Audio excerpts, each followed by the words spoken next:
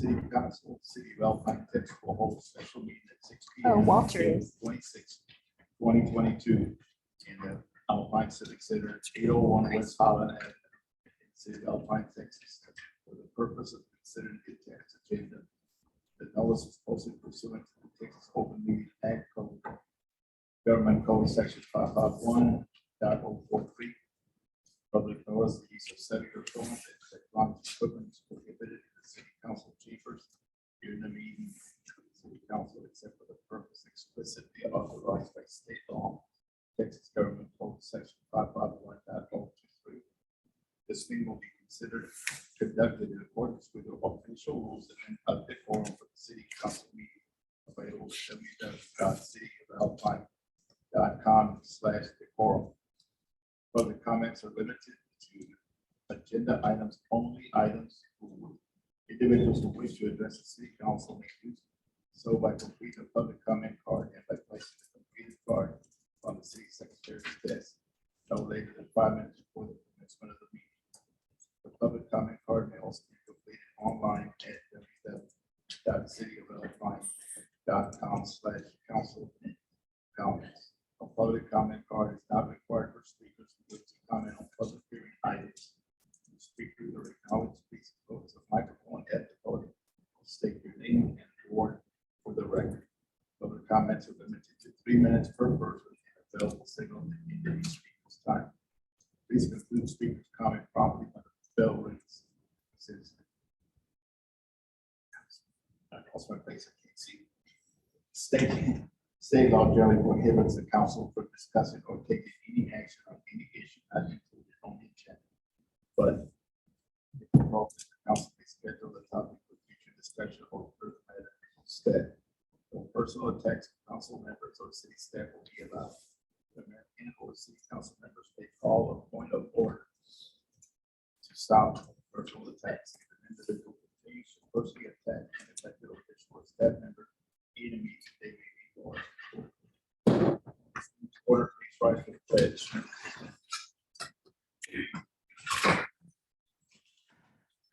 Allegiance to the flag of the United States of America, to the republic for which it stands, one nation, under God, indivisible, with liberty and justice for all.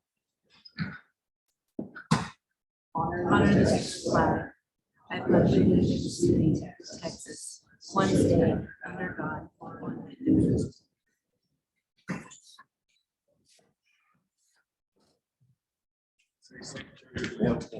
Yes, Mayor, Councilor Tandy is not present. All other members are present here in the Civic Center today. The meeting notice is posted on April 22nd by 2 p.m. Okay, public comments. We have one, Mr. Rick Stevens, Ward 5. Okay.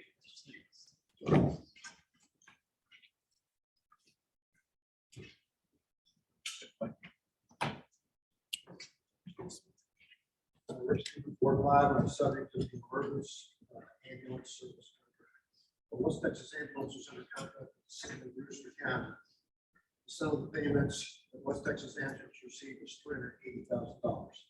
Current city budget includes $160,000 for ambulance subsidies.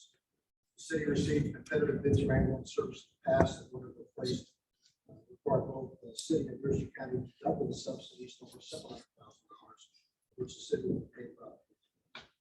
Keeping ambulance service fees affordable is important so that those of emergency medical services who use them. It's particularly important now as inflation rates are at record high and resident incomes are up. Proposed contract with Emergent provides that the city and the county will pay Emergent a total of $30,226 per year, less than 8% of what the city and county are paying. Further, Emergent is included in the contract plans to discuss an 10% increase for next term, which will begin in October 2023. Contract stipulates that Emergent shall charge rates for EMS services to residents of the service area according to rate schedule established by Emergent.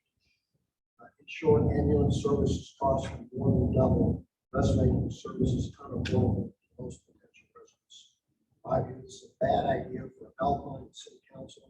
Needs to make sure that the contract with Emergent protects Alpine and service area residents. Simple way to remedy the situation is to amend amend the contract prior to city council taking action by adding the following words to paragraph 9, financial reporting, subparagraph B on page 5. Delete the words according to the rate schedule established by merchant and replace them with words no greater than the fee reimbursed and or paid for by Medicare or CMS or Center for Medical, Medicare, and Medicare Services. This change will ensure that residents are able to utilize affordable ground ambulance services within the federally allowed reimbursement rate. It's the best way to protect residents that the city council is supposed to do.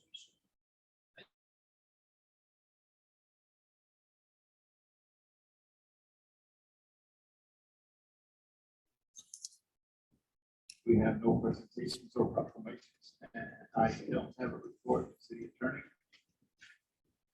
We had a successful beginning. We were also part of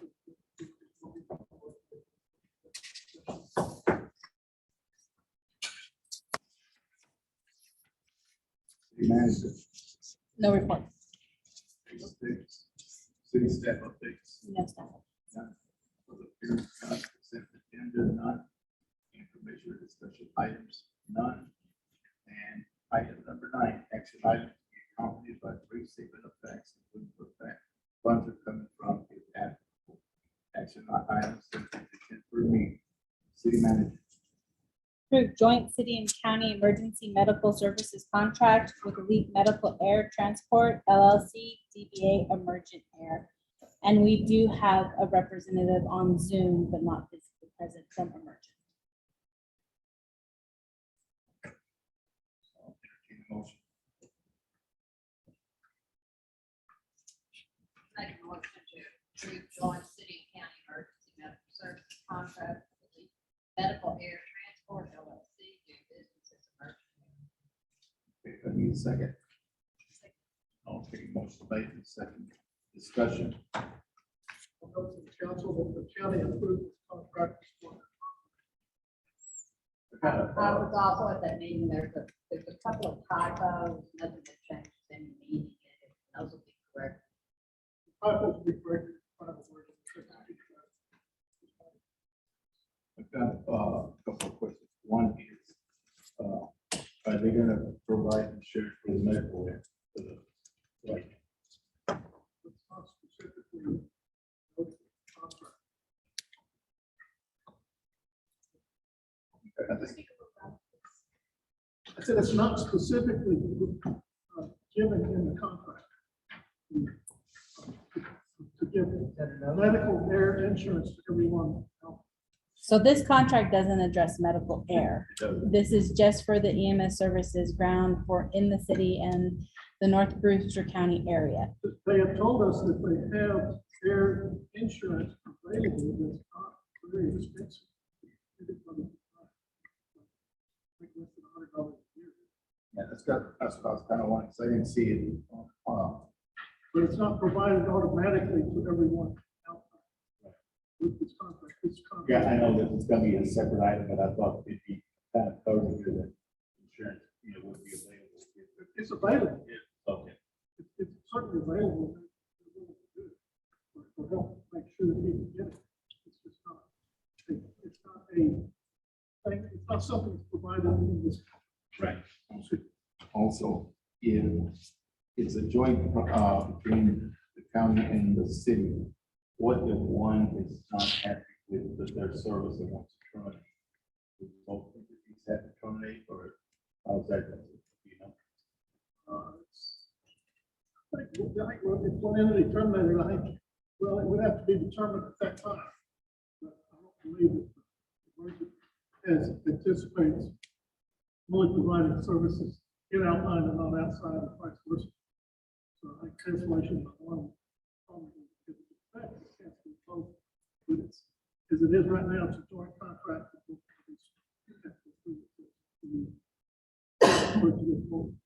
So there is a termination clause and a performance clause that it would have to be a joint effort for both the county and the city. But it was also procedures put in place to allow for discussion for them to remedy the issues if issues were to come before the city and the county.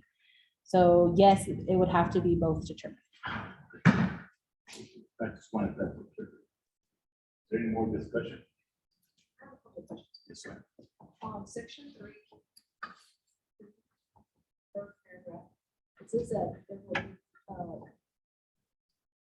equipment shall be subject to inspection at any reasonable time to include quarterly inspections. Who's performing these? Do we have anybody qualified to do it? Or is that something we're gonna have to reach out and get someone, hire someone to do these inspections? So I actually spoke with Greg Hennington, and until we have a qualified individual, we would be using him as well because he does operate and maintain an ambulance service. He was part of the initial task force. Yes, that could change moving forward with elections and outcomes on that. But currently, we're going to utilize Greg to help both the counties. So we will be paying for contract services. Whoever. He didn't indicate that he wanted payment, but he wanted to make sure that it was someone qualified who looked at it. JD and Greg are both the ones who wanted that added language, that it's not just some, our maintenance guy from the yard going and inspecting a vehicle, that it was actually someone who understood the terminologies and what was on the actual ambulance. My other question is in regards to the financial reporting, some of the financial reporting. Kind of Mr. Stevens touched on, according to the rate schedule established by the merchant. Do you know what that rate schedule is? Is it a percentage above Medicare approved allowances? I mean, do we know just what kind of schedule we're talking about? So Walter is present and he could probably answer that more detailed. But when we actually visited with each of them at city council, they all specified that they would follow the Medicare rates and that they did differentiate dependent on the type of call being answered. So they will not charge you anything above the reimbursed amount of Medicare rate. I can't speak on behalf of Emergent, but if Walter, I don't know if he can hear me. I think. Yes, he's- ma'am, I can. I can hear you. Okay. Can you guys hear me okay? Yeah. Yes, okay. Okay, yeah, so the rates that are there, what we will accept is the Medicare as the payment or any insurance as the payment, whatever they pay, and some of them are using a percentage of the Medicare Walter, rates. can you hold on one second? We're gonna have to Sure. move closer to council so that he can, or so that they can hear you. Okay,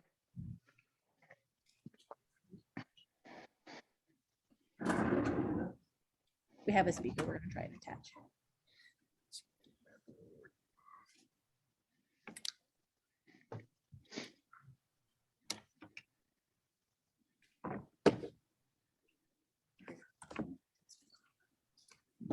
You don't have enough words. I'd have to.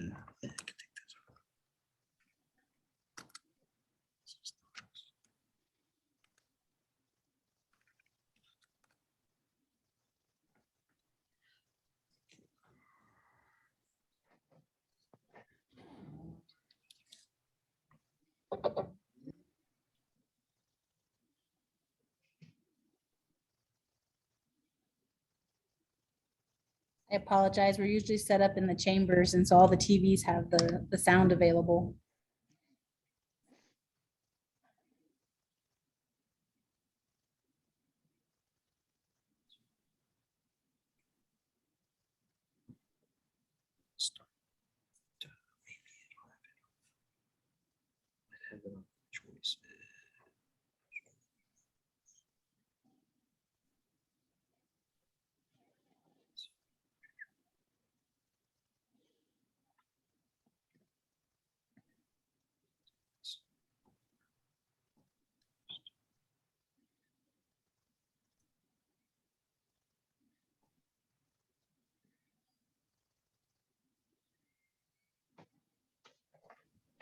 He's coming out of there.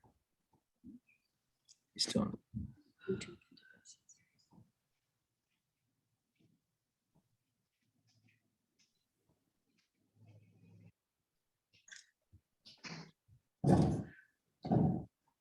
This should be doing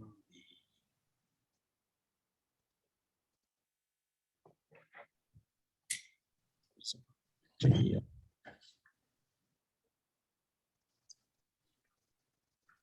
Turn it off. Huh? Maybe it'll come up.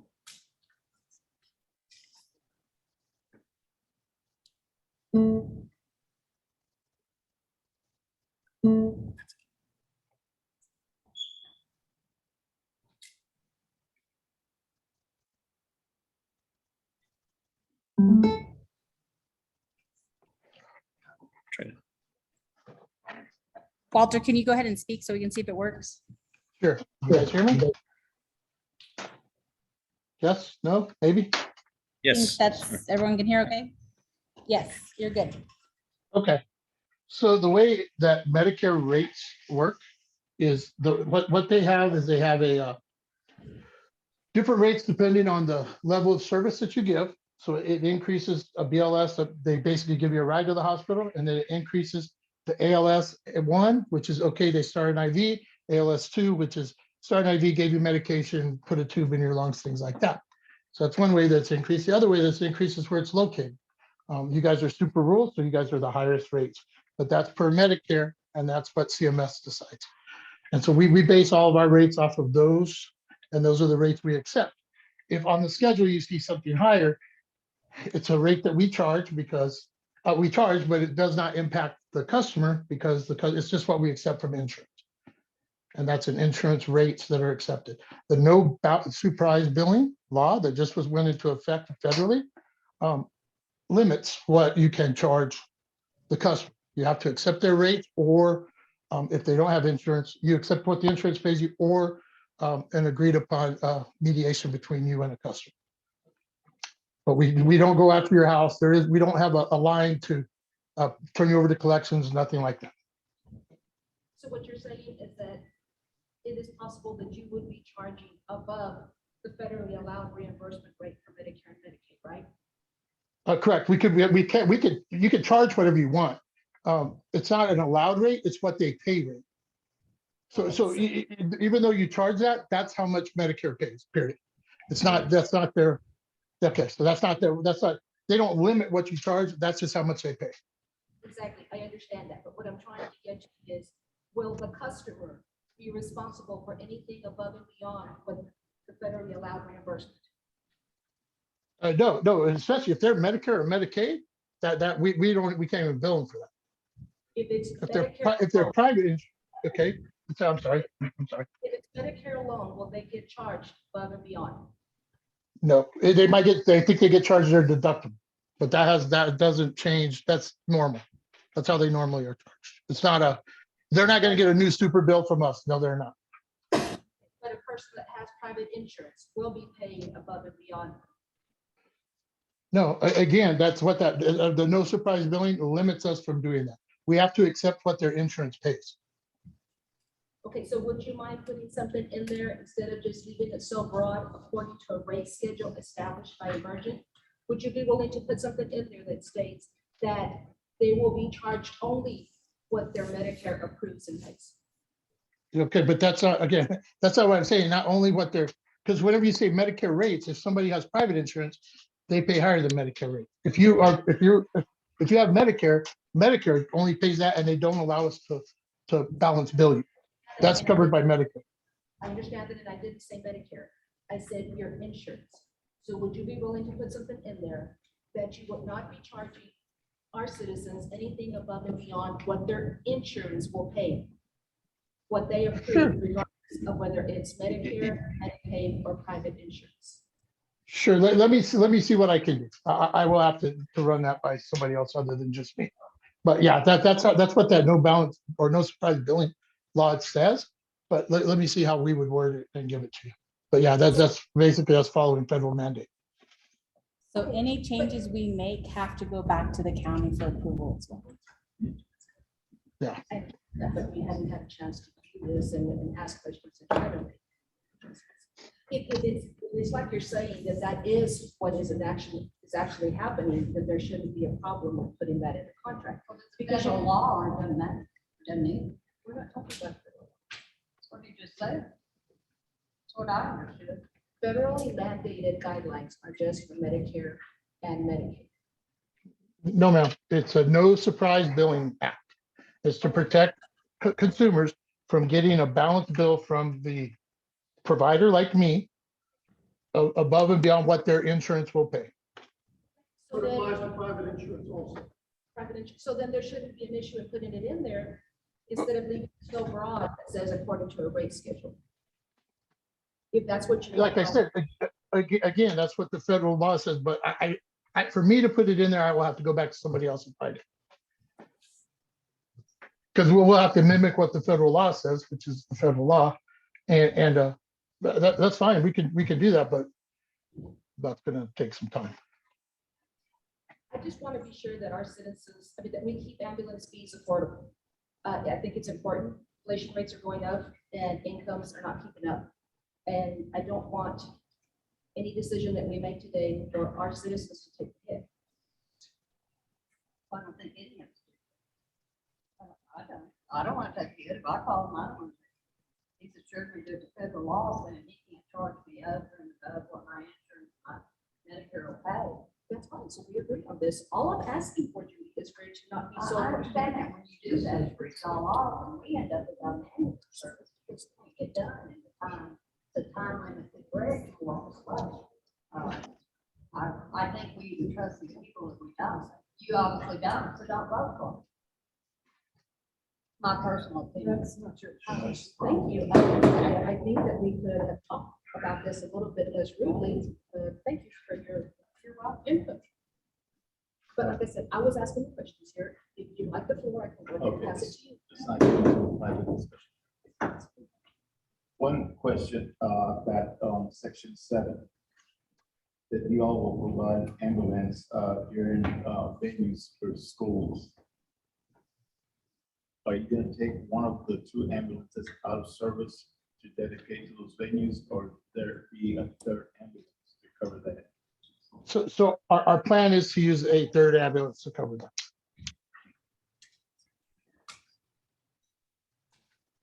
Any more discussion? All those in favor, raise your right hand.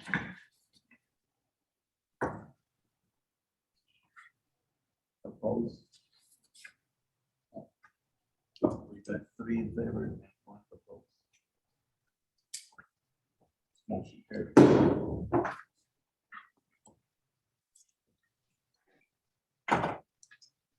Thank you. Council discussion. So this, I'd just like to point out that my role is not as emergent as a whole. I just wanted a little bit more clarity, and I wanted to be sure, like I said, that our citizens are taken care of. I'd also like to address Mr. Plotman, and I would kind of like if you would kind of clean up stuff before it goes out. You are representing the city of Alpine. I understand that this is a draft, but it's a draft and content only. We happen to know that the draft that I made did not have any typos or other mistakes in it. The draft that I made, it sent Mr. County, it sent it to their outside counsel. And the draft that has typos is the one that came back to their outside counsel. So I that, represented the council, city well. so that wasn't your, then I apologize. A lot of hands started getting into the Super Bowl. I did a special amount of work on it. You, my thought, that I thought over was maybe. So I apologize, and I think you're the word to put it.